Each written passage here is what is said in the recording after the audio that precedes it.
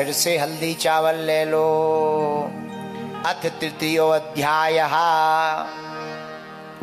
श्री सूत उवाच।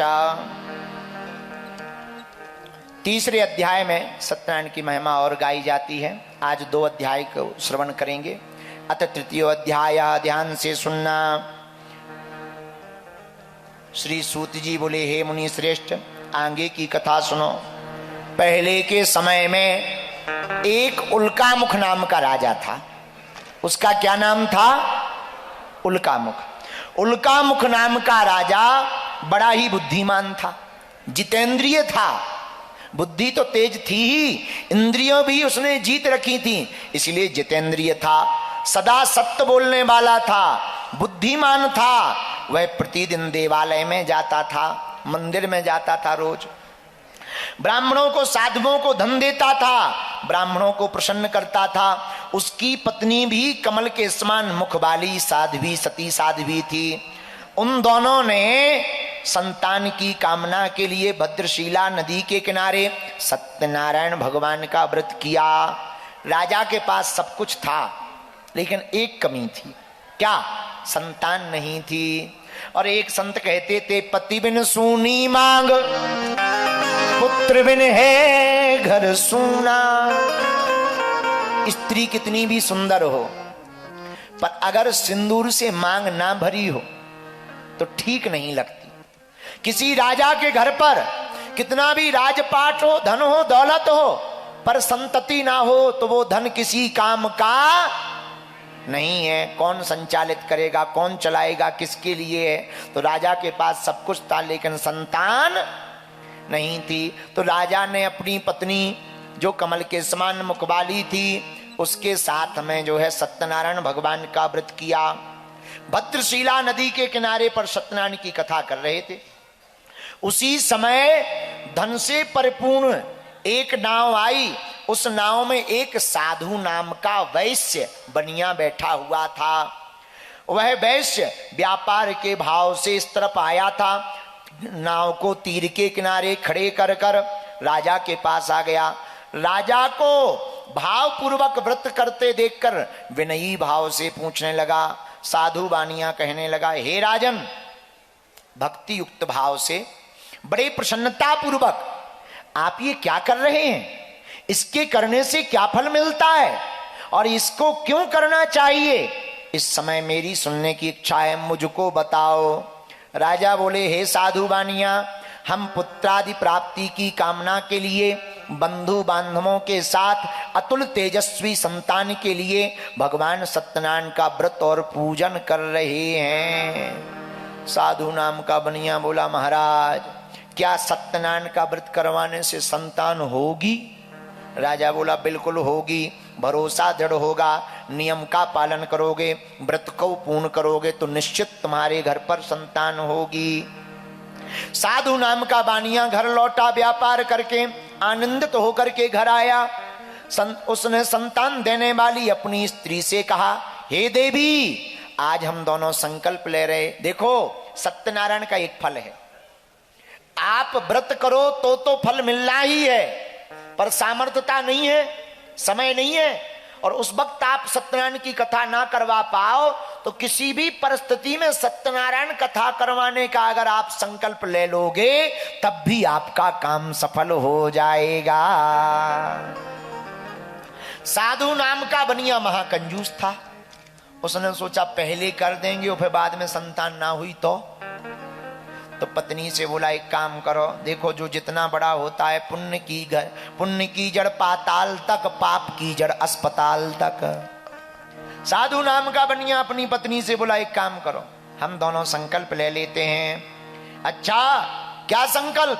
हमारे जब संतान होगी तब हम सत्यनारायण भगवान के व्रत को करेंगे। पत्नी भी बड़ी प्रसन्न हो गई।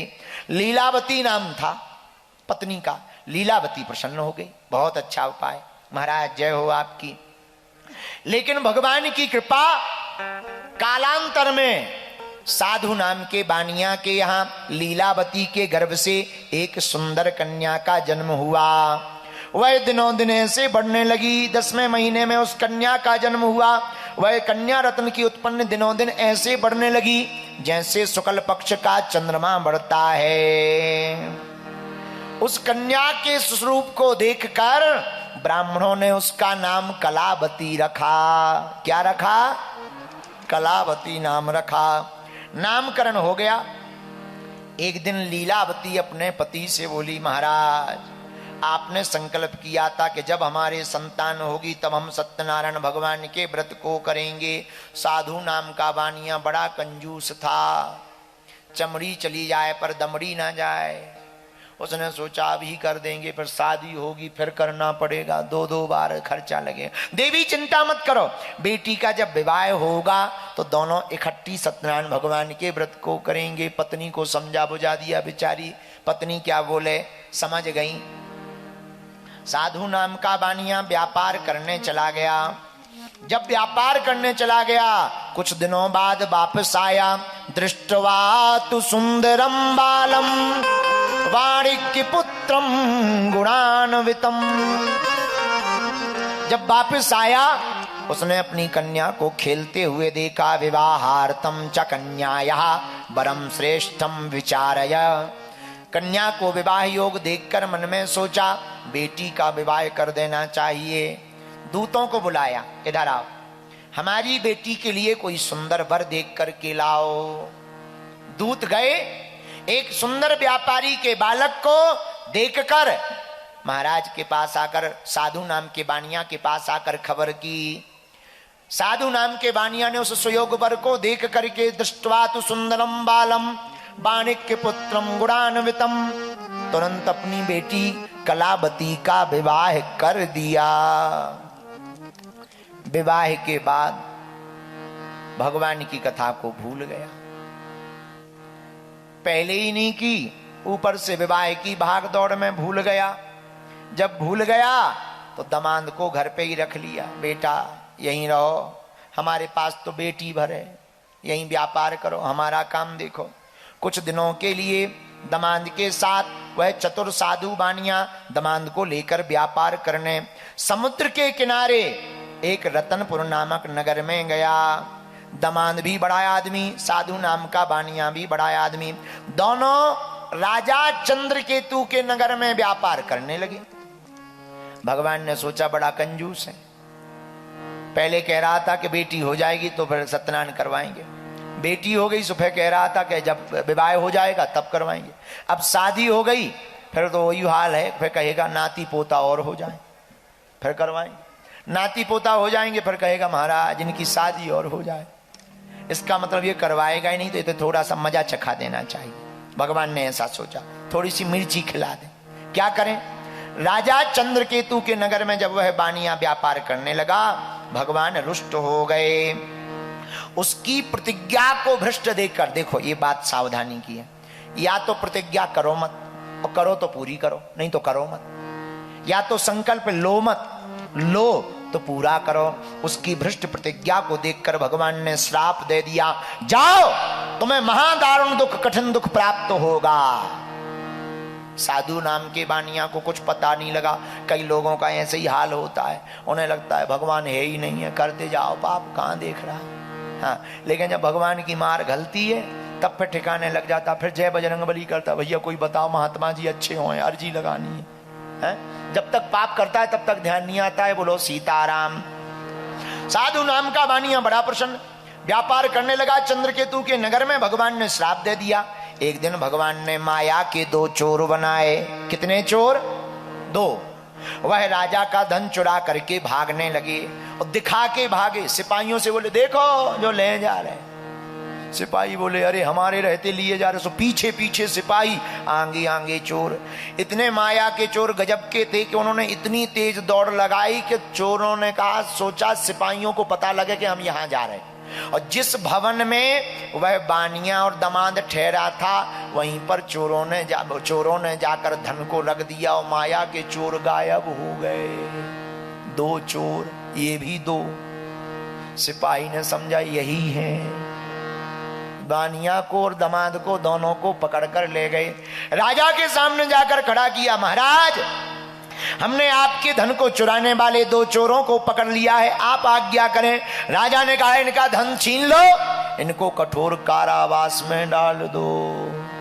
दोनों खूब सफाई देते रहे, पर भैया जब लाठी गलती राम की नहीं चलती किसी की। भगवान की लाठी बड़ी खतरनाक है, इसलिए तो हमने पहले ही कहा पुण्य की जड़ पाताल तक, पाप की जड़ अस्पताल तक।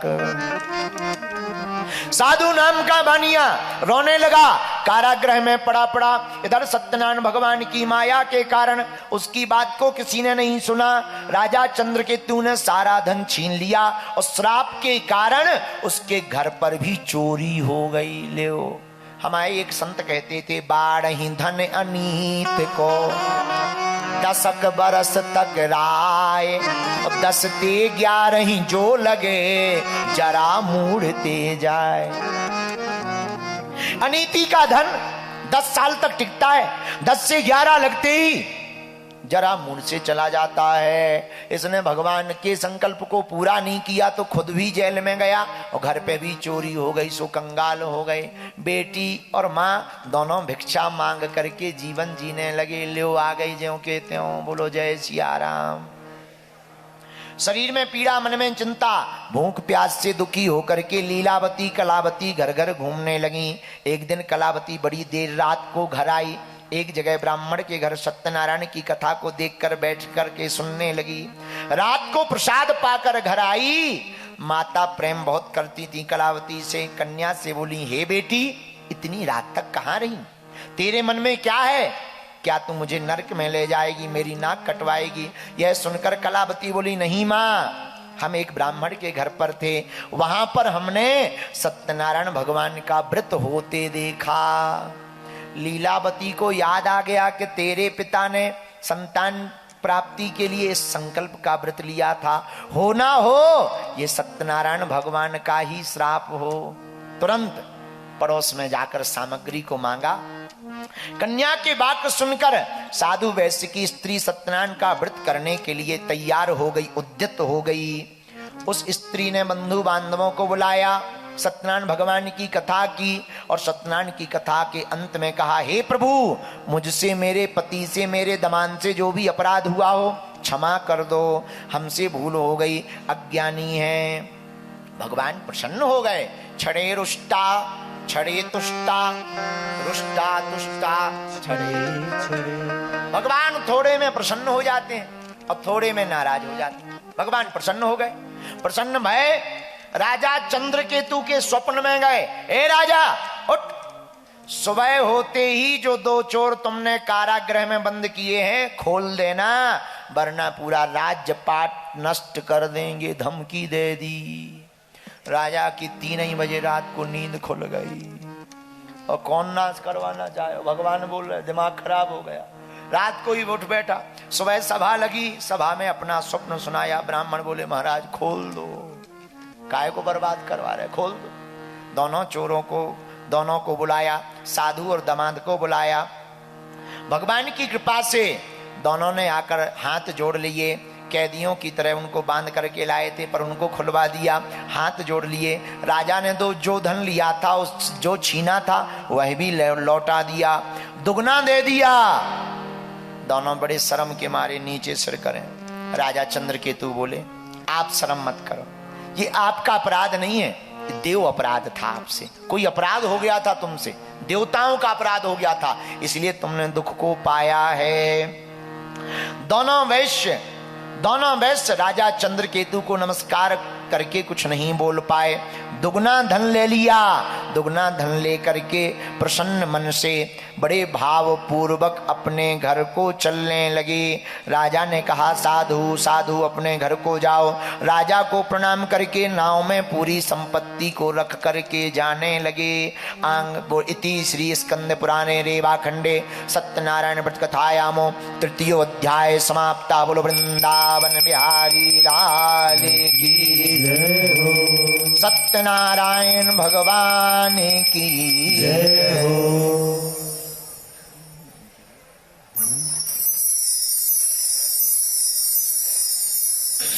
छोड़ दीजिए, आदमन के मूड पे ना फेंको। वहीं अपनी थाली में रख लो, हल्दी जो चावल हल्दी चावल लिए वहीं रख लो।